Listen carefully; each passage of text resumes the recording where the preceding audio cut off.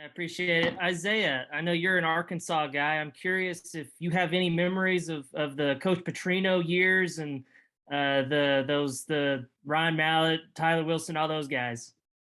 Most definitely, grow up in this state.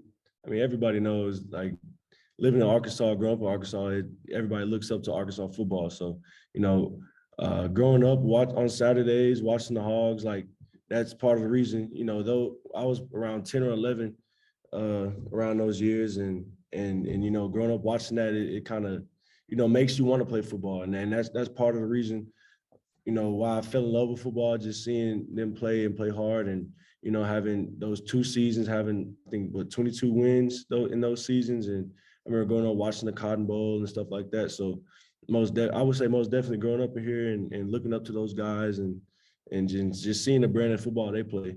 And, I enjoy keeping up that tradition of Arkansas football. And Pooh, Coach Pittman was telling us the other day that he's used those years in recruiting, like, hey, this is what Arkansas could be. Do you remember any of those conversations, like him pointing to those years, saying this is what we're trying to build again? Yes, definitely. Throughout my whole recruitment process with Coach Pittman in Arkansas, all he talked about was those past years. We kind of fell off a little bit, but Coach Pittman wanted to work his way back to the winning program that we are. So that was definitely brought up every visit, every phone call. Anytime he could, he brought it up. So. Hey guys, I'm wondering if both y'all can handle this one, the challenge of facing a Petrino team, because they do some things offensively to get the ball in space and get playmakers the ball. Definitely. I know Coach Odom hit on it too. The genius that Coach Petrino is offensively. We got to get ready to play. They're a good team. I think they're number 5 in FCS. So obviously they're a very well coached team, very good team offensively. So we got to prepare this week. Like we're playing anybody else, like we're playing Alabama or Georgia. The best in our conference. And there's no time to slack, especially this past weekend, seeing some of these, top 10 teams losing losing games that they're supposedly favored in, So our mindset and our level of work ethic and detail that we have to be, intentional on every day. There's no time to slow down. This is not an off week. This is not a week to where we can just relax and, hey, we're going to go out there and win the game, because they're coming to play. Anytime teams at their level are playing teams that are at our level, we're going to get their best. And so we got to prepare for that. We got to get them our best. Yeah, Pooh, if you could address that, just what you see from their offense, and also the quarterback, Jason Shelley, too. Just like Isaiah said, they have a great offense. They're coached by Petrino. He's a great coach. He's a genius at the game. So with him over their offense and things like that, they got some weapons on their offense with the running back and obviously the quarterback. He's a great guy. He can run. He can throw. He can do basically what you would love your quarterback to do. So like Isaiah said, we just got to take it one day at a time, learn their schemes and things like that, which we've been doing a great job of, and just play our brand of football. Okay, and then Pooh, Coach Pittman said he's liking what he's seeing out of the look where you come in and Drew's playing kind of that buck position. What do you think of your, getting more opportunities out there?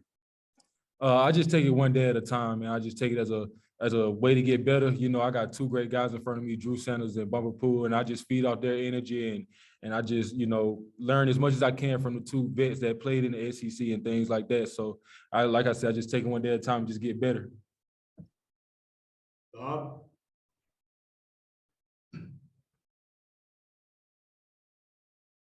Sorry, it took me a while to unmute myself. I'm not very technical. Sorry about that. Isaiah, how would you say, it seems like you guys have a real good defensive line rotation going, keeping guys fresh, the holdovers like you and the new guys kind of meshing pretty well. What's your take on the D-line rotation? It's great. There was a point in the game, I don't know if I think it was mid-second or maybe towards the end of the first quarter. And there was a time Coach Adams nobody who's played so far has gotten over 8 snaps. And, I think that really helps us, lasting and being able to give 100% every play throughout the whole game. Just having a coach like Coach Adams, he's a seasoned veteran. He knows what he's doing. He knows the game of football, and he knows what it takes to have a successful D-line. So I think it's great, especially being a defensive lineman. You have to be able to give everything you got and play on the offensive side of the line of scrimmage And so being able to rotate and knowing you have guys that are going in that can get the job done just as good as you can. And then everybody just has their own things they bring to the game. So I really enjoy it, not having to have the weight of the whole game, on myself or on any of the other guys by themselves. It's good knowing that we have depth and guys that can go in and get the job done.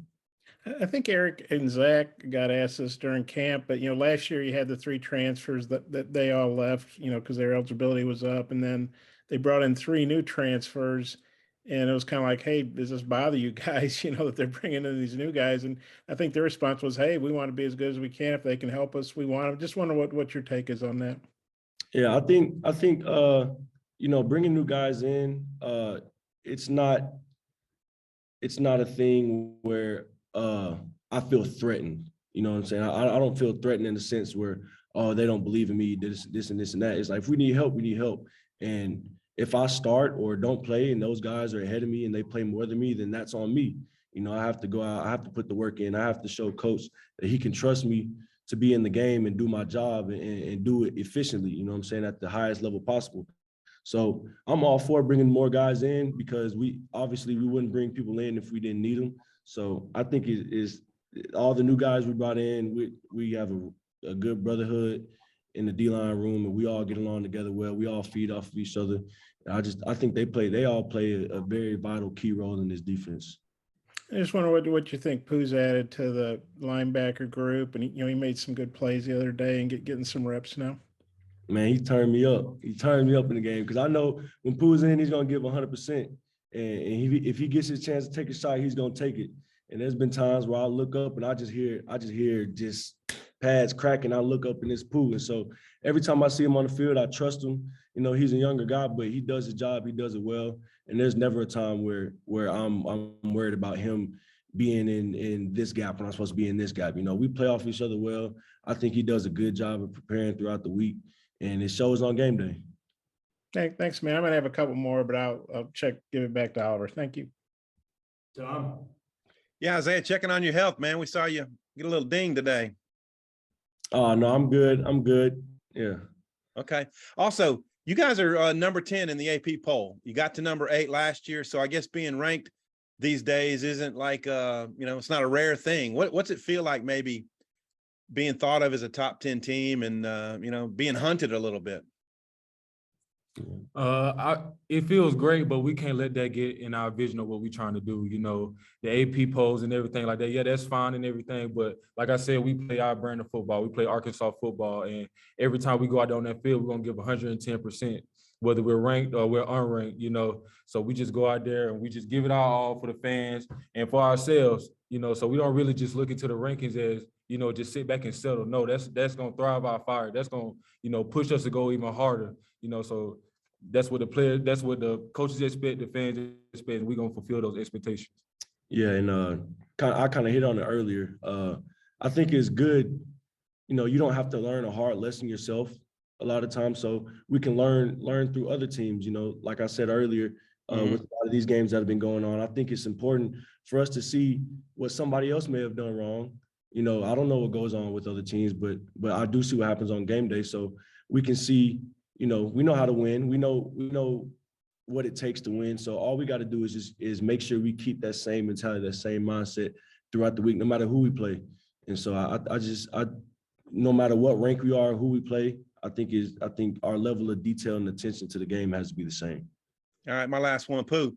Did you know your knee was down, or did you think you scored a touchdown, man? What was going on? It was a touchdown, man. I'm gonna go touchdown. I'm gonna go touchdown. But the refs had the last say, so I couldn't argue with them, man. It was a great game. Thanks. All right, Bob, finish it up here. Hey, Isaiah, we got the news from Sam after the game, that the Catalan's out for the year again. Real tough break, obviously. I know you guys got other good players, but just kind of what's the team's reaction to that? I mean, I think everybody's heart goes out to him. I talk to him a lot, and we support him no matter what happens. And, I hate to see things happen like that to good guys, and especially good players and leaders on the team. And so, it is hard, but at the same time, we know we still have the whole rest of the season to go. So it's next man up. we got to focus on what's going on ahead, and you know, pray for him, and pray that you know, whatever this situation, whatever he's going through, that he comes out stronger, and wish him the best. But we still got to keep working. We got to focus on the next guy that's in his position, and get him ready to go, whoever it is, and keep working. And I know you're a young guy, but I wonder what your take is on the defensive lineman, whether you're watching from the sidelines or film study, or when you're in there playing behind guys.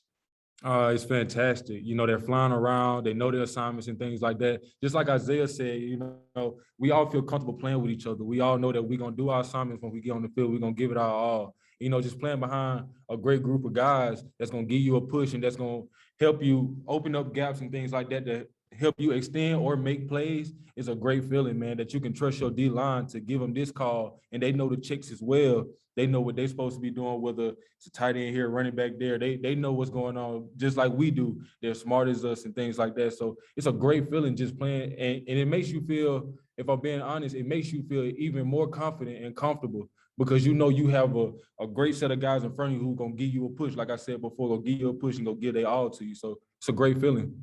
He's got one more. Maybe both y'all could take us. I think it's number 9, Wright, the running back. He's transferred from K-State, having a pretty good season so far. What do you guys think of him? And I think they have like 40 something transfers. A lot of them are from FBS teams, like you know, at your all's level. Can you kind of tell when you watch film, hey, these guys, they don't look like an FCS team. They got some pretty good older guys, you know? No, yeah, we definitely have to bring it.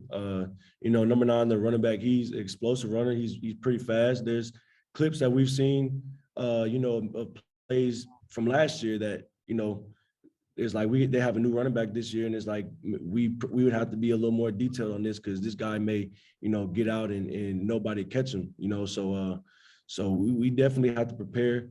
You know, he's a good back. I know they have good players. You know, Jordan Jones is there. He played here before. He's really fast, good receiver. So we know them having all these guys with experience and seasoned veterans, we got to come in and get ready to play because we're not playing logos, we're playing men. So, yeah.